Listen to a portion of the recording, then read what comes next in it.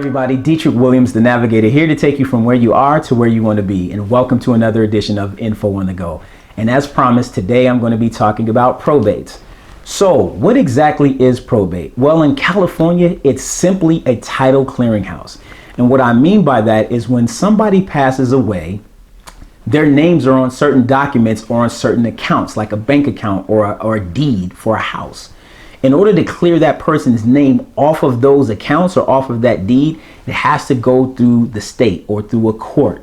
And the judge will essentially assign somebody that's called a personal representative, or I'm going to call them a PR for short. The judge will assign a PR to take over the estate. When a person passes away, if they've left a will, they've designated the PR in the will, and the judge will grant them and call them an executor of the estate.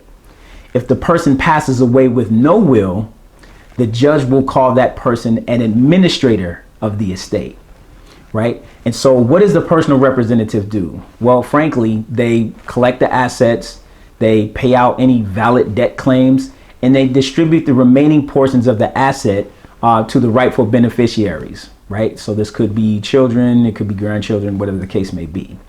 Now, not everything goes into a probate, right? So there are certain types of accounts like IRAs or 401ks, life insurance policies. Those things don't go into a probate because the person who opened those accounts has assigned a designated beneficiary to take over those assets upon their demise. So they won't go into probate.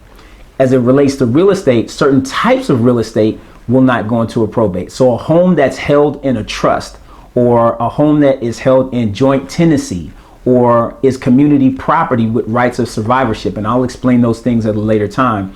But essentially, when a person dies, those assets get passed down to whoever's kind of the next in line, right? So just really simple, basic terms. However, when there's no person or those things don't exist, the home will have to go through the probate process. And again, that process could take anywhere from 6 months all the way up to a year.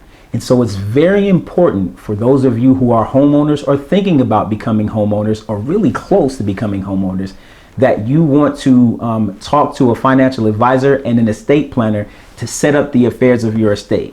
Now, I know this sounds kind of morbid because nobody thinks about death, but there's two things that are certain: death and taxes. And you want to have control over the estate when you pass away. I know that doesn't make sense, right? Because you're not going to have control, you're going to be dead. But you want the person who's next in line to have control over it rather than having that go to the state and the state assign control over the asset. So again, very basic. So the judge is going to appoint somebody who is the personal representative of the asset.